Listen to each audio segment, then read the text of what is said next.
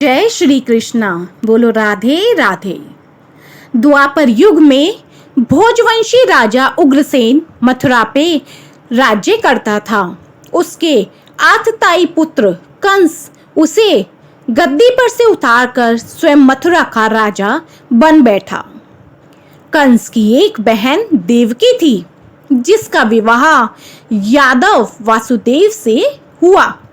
देवकी और वासुदेव के विवाह के बाद कंस अपने रथ में देवकी और वसुदेव को लेकर देवकी को उसके ससुराल छोड़ने जा रहा था। बीच रास्ते में ही एक दिव्य आकाशवाणी हुई। कंस, जिस देवकी को तू इतने आदर और इतने प्यार से ससुराल छोड़ने जा रहा है, वही तेरा काल है। देवकी के गर्भ से उत्पन्न 8वां बालक तेरा वध करेगा। यह सुनकर कंस वसुदेव और देवकी को मारने के लिए उतावला हो जाता है। तब देवकी ने अपने भाई कंस को विनम्रता पूर्वक कहा कि मेरे गर्भ से जो भी 8वां बालक उत्पन्न होगा, वह मैं तुम्हें सौंप दूंगी। बहन और बहनोई को मारने से तुम्हारा क्या लाभ होगा। अब कंस को देवकी की यह बात सही लगी। वह वसुदेव और देवकी को लेकर मथुरा लौट आया और वसुदेव देवकी को कारागृह में बंद कर दिया।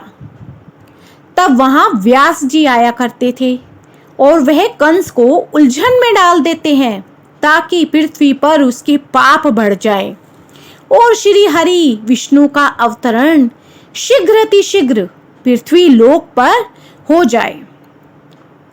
वह कंस को कहते हैं, अगर पहले से 8वां देवकी का पुत्र तेरा काल है, तो तुझे देवकी का 8वें पुत्र से खतरा है। मगर अगर अंतिम से 8वें पुत्र तेरा काल है, तो देवकी का प्रथम पुत्र ही तेरा काल है। व्यास जी कुछ इस तरह से कंस को उलझा देते हैं और फिर कंस सोचता है कि क्यों न मैं देवकी के सारे बच्चों को ही मार डालूं। इस तरह वसुदेव और देवकी के 7 पुत्र हुए। उन सभी को कंस ने मार डाला। अब देवकी को 8वां संतान होने वाला था। कंस ने कारागृह पर कड़ा पहरा बिठा दिया। जब देवकी और वसुदेव को 8वां बच्चा होने वाला था, ठीक उसी समय गोकुल निवासी नंद और यशोदा के वहां भी बच्चा होने वाला था।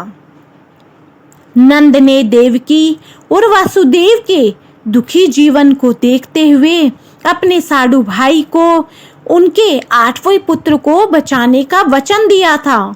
जिस काल कोठरी में वसुदेव देवकी बंद थे, उस काली कोठरी में भाद्रपद मास कृष्ण अष्टमी के मध्य रात्रि को नक्षत्र रोहिणी में परिवर्तित होता है।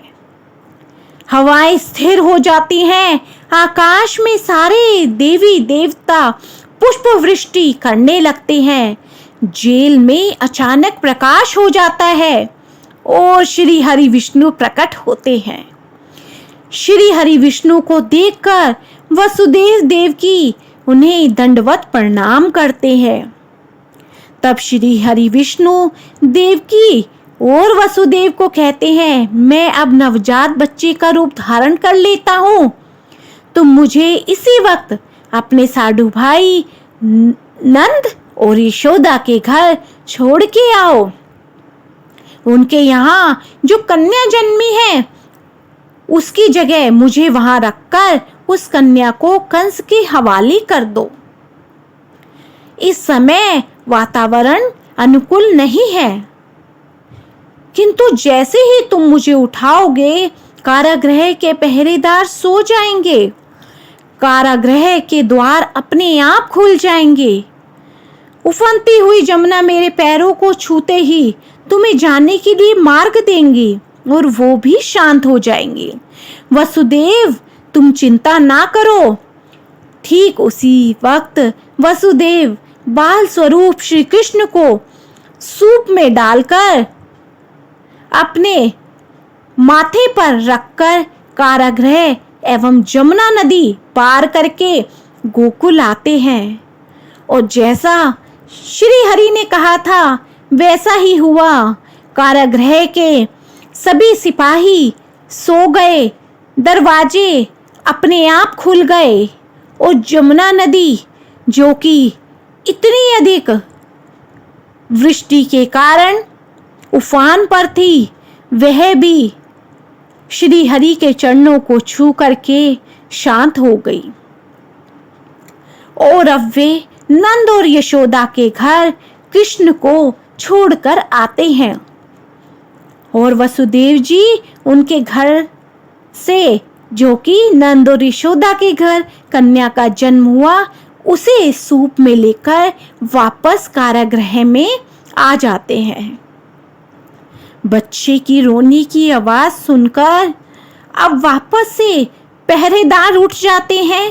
कारागृह की वापस से कड़ियां लग जाती हैं।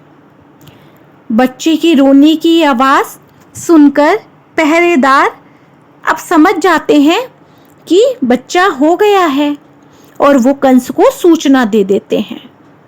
वसुदेव और देवकी की 8वीं संतान ने जन्म ले लिया है। कंस कारागृह में आता है, देवकी और वसुदेव से नवजात कन्या छीनकर उसे जेल की दीवार में पटकता है, मगर वो कन्या कंस के हाथ से सटक जाती है और आकाश में उड़ जाती है और जाते जाते कंस को कहती है, अरे मूर्ख, तुझे मारने वाला काल का जन्म हो चुका है, जल्द से जल्द तुझे तेरे अपराध का दंड मिल जाएगा।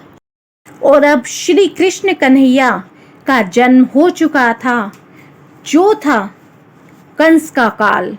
तो इस तरह धरती पर श्री कृष्ण कन्हैया का जन्म हुआ था।